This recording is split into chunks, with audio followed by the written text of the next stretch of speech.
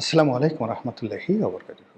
সম্মানিত দর্শক, আমেরিকা এবং ইরানের যে যুদ্ধ, এটি এখন আমেরিকার জন্য বুমেরাং হয়ে পড়েছে। পুরো মার্কিন জনমত ডোনাল্ড ট্রাম্পের বিরুদ্ধে চলে গেছে এবং সবাই বলাবলি করার চেষ্টা করছে যে এই যুদ্ধটি কোনো প্রয়োজন ছিল না। মূলত ইহুদি রাষ্ট্র ইসরায়েলের প্ররোচনায় পড়ে ডোনাল্ড ট্রাম্প এই অপকর্মটি করেছেন। অনেকে বলার চেষ্টা করেছেন যে সৌদি যুবরাজ মোহাম্মদ বিন সালমান তিনি ডোনাল্ড ট্রাম্পকে প্রলুব্ধ করে এই অপকর্মে নামিয়েছেন।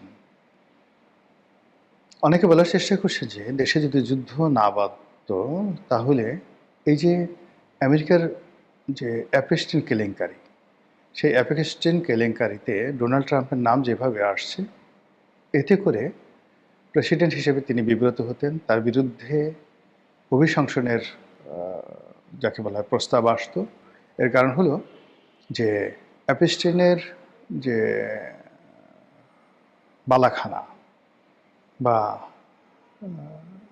তার যে জায়গাতে তিনি এই বিশ্বের সমস্ত শক্তিশালী রাজা বাদশাহ মন্ত্রী আমির ওমরা, তারপরে শেষে বিভিন্ন যারা বিখ্যাত লোকজন আছে তাদেরকে দাওয়াত করে সেখানে যে যৌন উন্মাদনা তিনি তৈরি করতেন এবং সুন্দরী সুন্দরী তরুণীদেরকে সেখানে ধরে নিয়ে তাদের উপর যে যৌন নিপীড়ন চালাতেন, অনেকে হত্যা করতেন, অনেকে জবাই করে তাদের মাংস পর্যন্ত খেয়েছেন বলে এরকম অভিযোগ উঠছে। এই ঘটনার সঙ্গে সরাসরি ডোনাল্ড ট্রাম্পের নাম আসছে।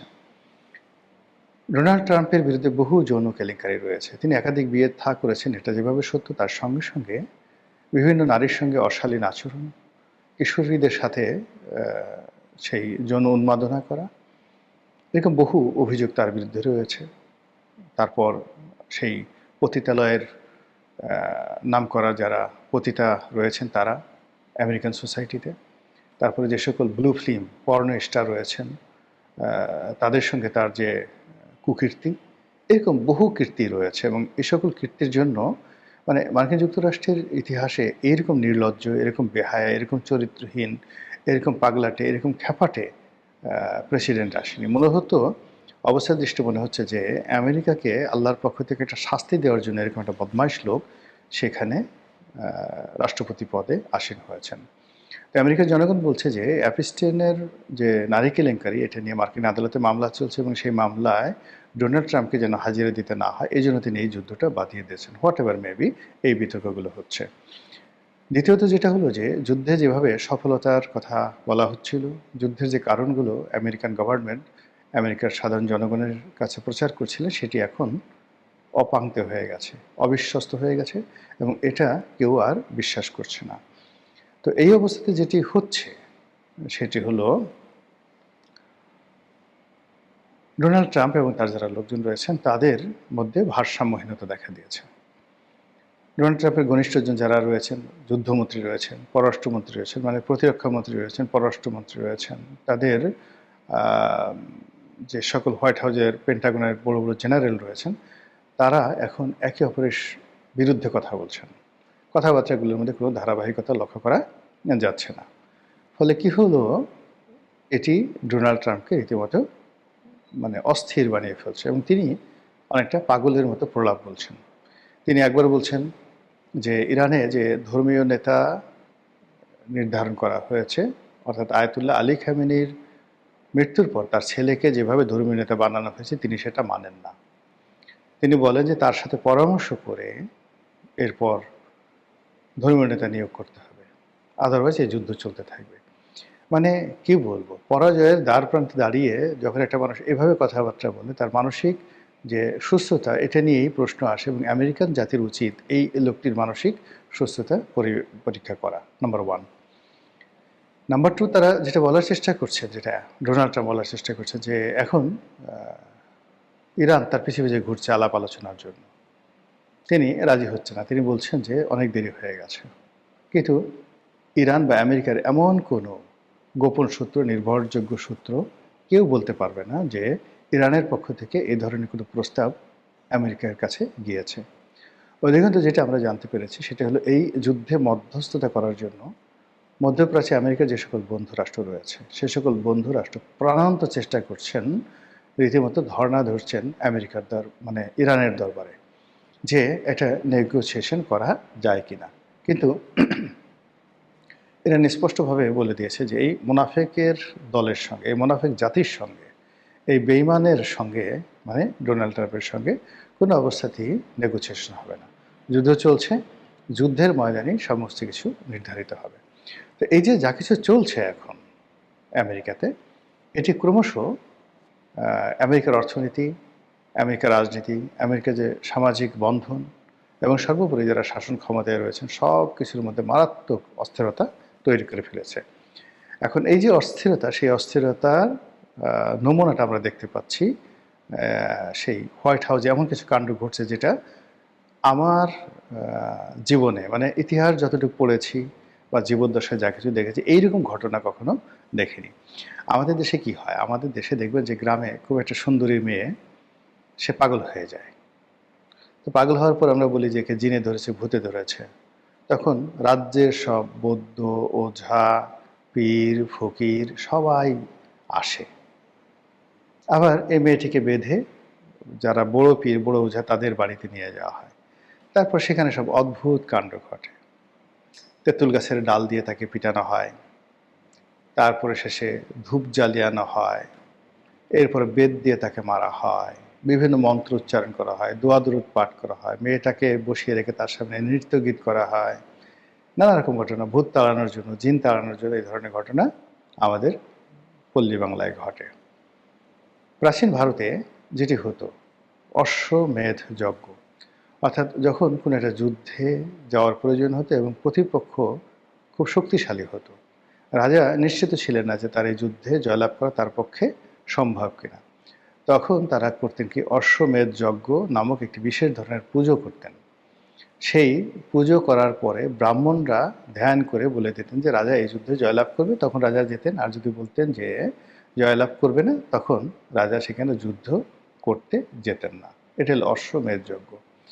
আমাদের দেশেও মানে মুসলমানদের মধ্যে টিল নাও এখন যখন আপনি কোনো বিপদে পড়বেন, সিদ্ধান্তহীনতায় পড়বেন, to be or not to be, এরকম একটা ঘটনা ঘটবে, তখন ইস্তেখারা, ইস্তেখারা, এই ইস্তেখারার নামাজ পড়ার বিধান বেশ প্রচলিত। এর বাইরে আরও কিছু দোয়া দরুদ রয়েছে। তো আপনি যখন এরকম দ্বিধাদ্বন্দ্বে পড়বেন, সত্য মিথ্যার মাঝামাঝি জায়গাতে পড়বেন, করা উচিত কি উচিত না এরকম একটা অবস্থাতে পড়বেন, তখন যে এই যে ইস্তেখারাগুলো করা হয়, তারপরে আপনার মনের মধ্যে একটা সিদ্ধান্ত আসে। সেই সিদ্ধান্ত অনুযায়ী আপনি যাবেন কি যাবেন না, এটা আপনাকে নিজের সিদ্ধান্ত নিতে হয়। অথবা অনেক সময় অনেক যারা আপনি যে সকল পীর ফকির, অলিয়া উলিয়া, গাউস কুতুবের যাকে বলা হয় সাহায্য প্রার্থনা করেন, তাদের সিদ্ধান্তের উপরে এই জিনিসগুলো নির্ভর করে। তো এনিও এই জিনিসগুলো সারা দুনিয়াতে চলছে। আমরা যে কামরূপ কামাখ্যার কথা বলি, আমরা জাদুটোনা বানের কথা বলি, পৃথিবীর এমন কোনো জমানা ছিল না যেটা এই রাজনীতিতে এই ঘটনাগুলো ঘটেনি। সবসময় ঘটেছে, সমস্ত রাজদরবারে ঘটনা ঘটেছে। তো মধ্যযুগে বা প্রাচীন জমানাতে রাজদরবারে যে অশ্বমেধ যজ্ঞ হতো বা এই ধরনের যে সকল ইস্তেকারা হতো, ঠিক সেই রকম ঘটনা ঘটে গেছে হোয়াইট হাউসে এবং প্রকাশ্যে। আমরা যেটা দেখলাম যে আমেরিকার যে বড় বড় যে সকল ধর্মযাজক রয়েছেন, আপনারা তো জানেন যে সেখানে রাষ্ট্রীয় ধর্ম খ্রিস্টবাদ, যদিও সেখানে যে যার ধর্মমত অনুযায়ী তারা যাকে বলা হয় শপথ গ্রহণ করতে পারেন। মুসলমানরা মুসলমান কোরআন শুয়ে শপথ করেন, হিন্দুরা বাইবেল মানে তাদের যে শ্রী ভগবদ গীতা সেটা স্পর্শ করে তারা শপথ গ্রহণ করেন, খ্রিস্টানরা বাইবেল, ইহুদিরা তাদের যে ধর্মগ্রন্থ রয়েছে সেটা তাওরাত, সেটা স্পর্শ করে তারা সিদ্ধান্ত নেন বা শপথ গ্রহণ করেন। তো ওখানে যে ব্রুট মেজরিটি, সেই ব্রুট মেজরিটি রয়েছে খ্রিস্টবাদের।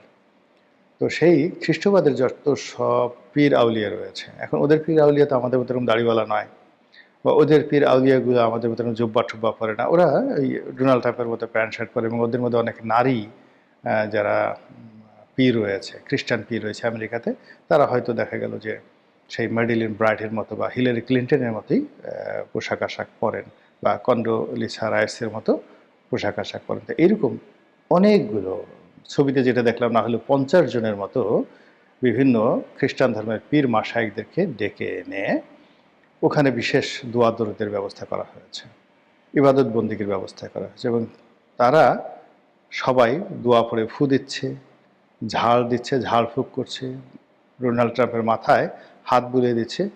আর ডোনাল্ড ট্রাম্প অবোধ শিশুর মতো হোয়াইট হাউসের, যেটিকে ওভাল অফিস বলা হয়, প্রেসিডেন্টের যে রুম, সেই রুমের মধ্যে যে টেবিল চেয়ারে তিনি বসেন, চেয়ারে তিনি বসে আছেন।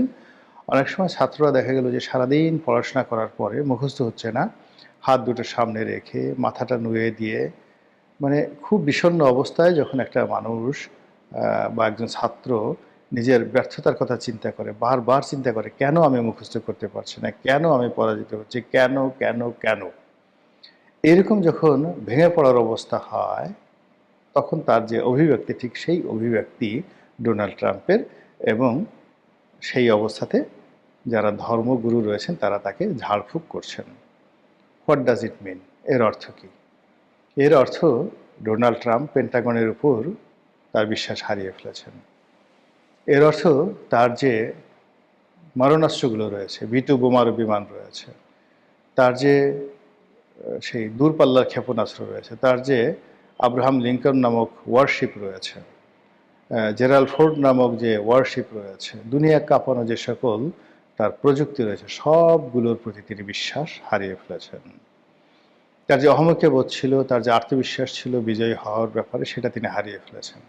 আর এইরকম অবস্থায় যখন একটা মানুষ পড়ে, তখনই ঝাড়ফুঁকের প্রয়োজন হয়।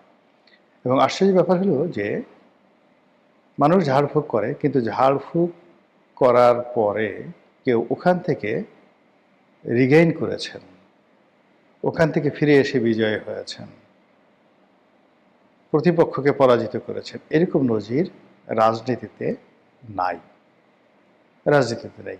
ব্যক্তিগতভাবে কেউ হয়তো স্বামী স্ত্রীর মধ্যে অমিল হলো, তারপরে শেষে ব্যবসা বাণিজ্যে খারাপ যাচ্ছে, বিশ্বাস হারিয়ে ফেলছেন, এটা অনেক সময় মেডিটেশনের মাধ্যমে, মানে এই ধরনের পীর ফকির আনা, মানে এটা এখন আর ভুয়া না, মানে জেনুইন, এই কথাগুলো না বলে আমি এটাকে বলতে চাই যে এক ধরনের মেডিটেশন।